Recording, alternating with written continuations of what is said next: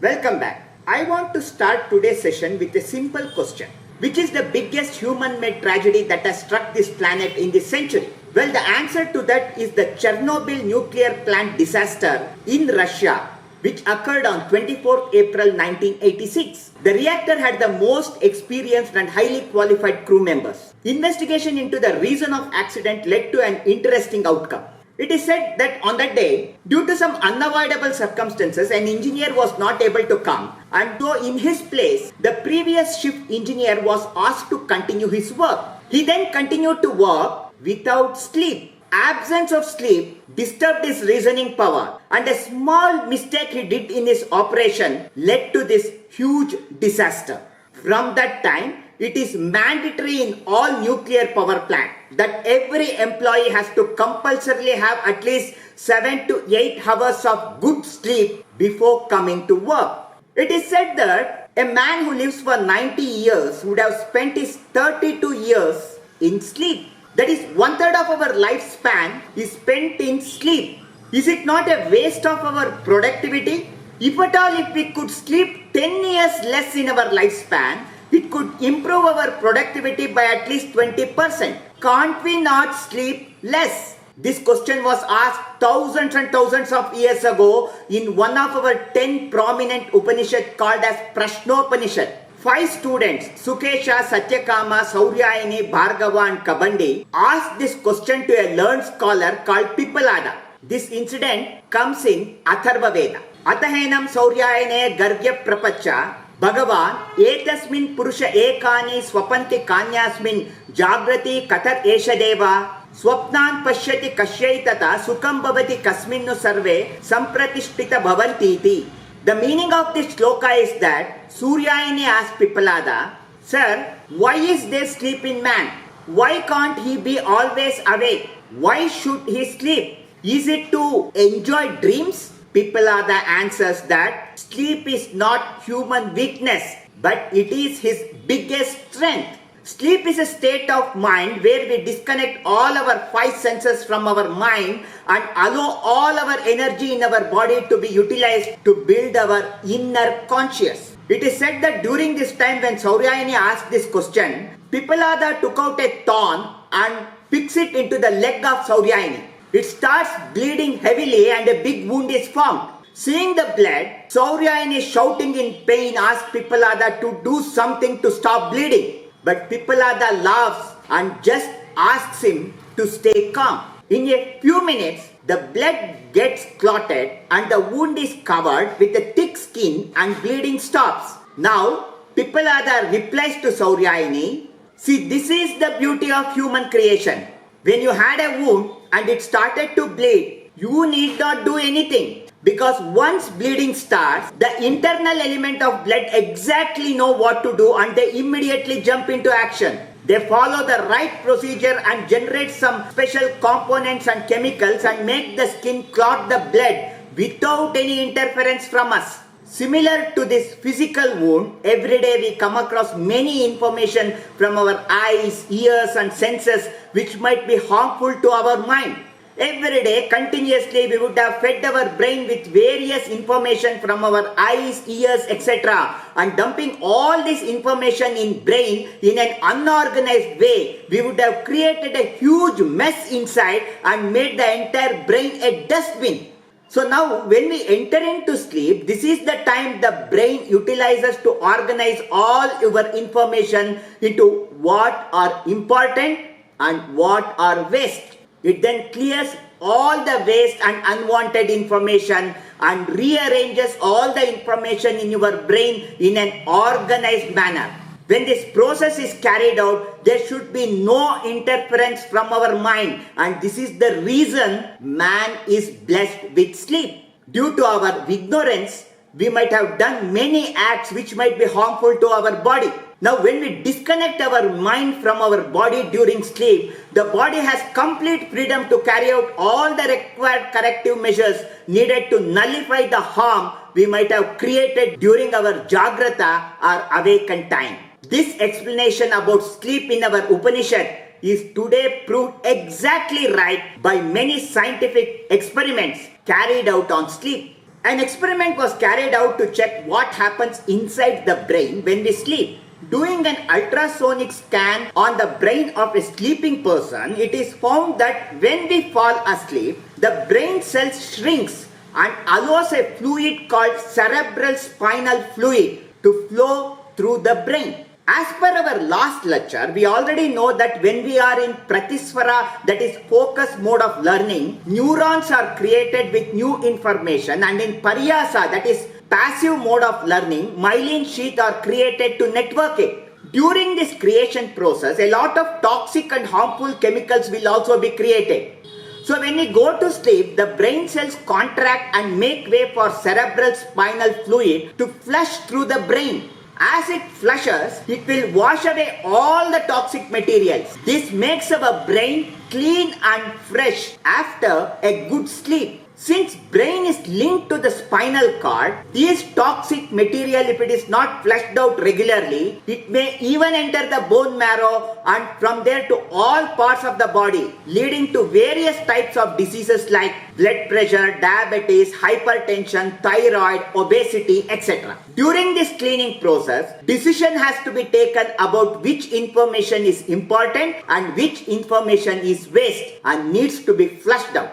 Now this decision is based entirely on our thinking process. To say in simple words, whatever we keep thinking and recalling more in our mind will be considered by the brain as important, and whatever we will never think or recall will be considered as waste and will be flushed out. Say for example, in a day, we have studied in the evening about a subject. Before that in the morning, we have watched a film.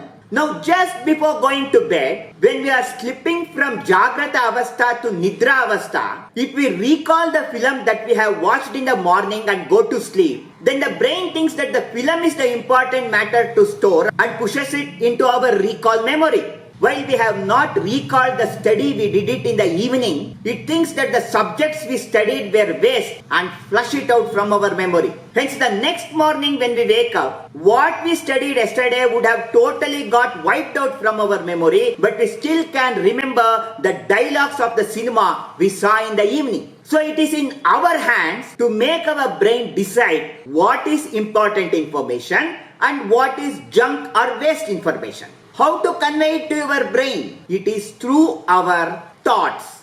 Whatever information we feel important in our life, we should keep on recalling it, and that makes the brain decide it as an asset and stores it in the memory. Whatever information we feel is junk or harmful to our mind, we should never ever think about it, and when we don't think, the mind will automatically flush it out after a few days of good sleep. So efficient learning involves not just switching between pratisvara, that is focus mode, and paryasa, that is diffuse mode, but it also depends upon building our thoughts around our studies. What we think should be related to what we have learnt on that day. This is very well said by Sri Krishna in Bhagavad Gita. In chapter 8 verse 6, he says, Yam yam vapi smaram bhavam tyajajyate kaleravam tam tamevaiti kaunteya sada tadbhava bhavitaha. Krishna says to Arjuna, Hey Kunti Putra, what you always think and what you always believe is what you are going to be. In short, we can say this as what you think is what you are. In learning, this is very, very important. We should never let our mind wander away in unwanted thoughts. After we learn something, say for example, we are studying about the structure of atoms, or in chemistry we are studying about periodic table. Then after you complete your studies, especially before going to bed, make it a point to watch at least a couple of videos on YouTube about periodic table and structure of atoms. Make it a practice to spend the last at least 15 minutes of the day thinking about the new things that you have learnt on that day. Watch any film or read any article which is related to periodic table and atomic structure, and by doing so, the brain will be trained to conserve what you have studied and flush out what is not important. So as teachers, we have to develop a habit in children to just read once any subject that they feel to be very hard to learn or understand, and they have to read it just half an hour or at least 15 minutes before going to sleep. Read this difficult subject and then go to sleep. Remember not to think anything in the gap between you are reading the difficult subject and the sleep. The next day morning, this will make you understand the difficult subject easily. This is one of the best learning practice to be implemented in our learning system. Read the tough subject once before you sleep and automatically it turns out to be easy next day. Another important point to remember is that sleep rewires the brain. For example, I am a programmer. I do coding, and as I am working on an application, suddenly a bug develops and I try to resolve it. Even after 15 minutes, half an hour, or even after an hour, I am not able to correctly find out what the problem is in the code. When we don't get answer for a very long time, we get frustrated. And once we reach this level of frustration, the best thing to do is shut down the computer, forget the code, and then go to sleep. Then the next morning, when I wake up and open the laptop and when I try to solve the same problem without my knowledge, in just 2 minutes, I will know the bug and the issue will be resolved. The reason why this did not happen when I was trying hours together but happened after a sleep is that during sleep, the brain rewires all our knowledge, and due to this rewiring, our approach to the problem will be from a unique perspective, and that yields us results. So the best medicine for frustration when something is not happening is sleep. Sleep has a great impact on our reflex and decision making skills. It also has a great effect on our emotions. For example, during a bad day, I might get into an argument with my wife, and in the night, normally we lose the temper faster than in the daytime. So in the night, at the peak of my temper, if I try to take some decision or talk something that will greatly damage our relationship, the best way at those situations is, even if you want to take some decision or even if you want to speak out something against your wife, hold your tongue or decision till the morning. In the mind you decide that I am going to give it the befitting reply to her, but I won't give it now. I will give it tomorrow morning. Postpone it to morning and go to sleep. Later, when you wake up, your brain rewires your emotions and flushes out all the negativity. Now when you woke up, you would reverse the decision you wanted to take the previous night. You also will decide not to reply or speak the thing you wanted to say on the face of your wife. By this, the damage of a wrong decision or a wrong sentence spoken will be greatly reduced. So as educationists and teachers, we should always emphasize the importance of sleep both to parents and the students. Children grow in sleep. It is said that to keep a baby healthy and cheerful, it should sleep at least 14 hours a day in the early days up to the age of 5 years. Later, from 5 to 12 years, the children should compulsorily maintain a sleep cycle of minimum 9 to 10 hours a day. And as a teenager, from 12 to 21 years, sleep duration should be a minimum of 8 hours. There is a very common trend among students to keep postponing studies till the last exam day. Later, a day before the exam, the student will without break study in one stretch without sleep. They study the whole night, they come and perform the exam.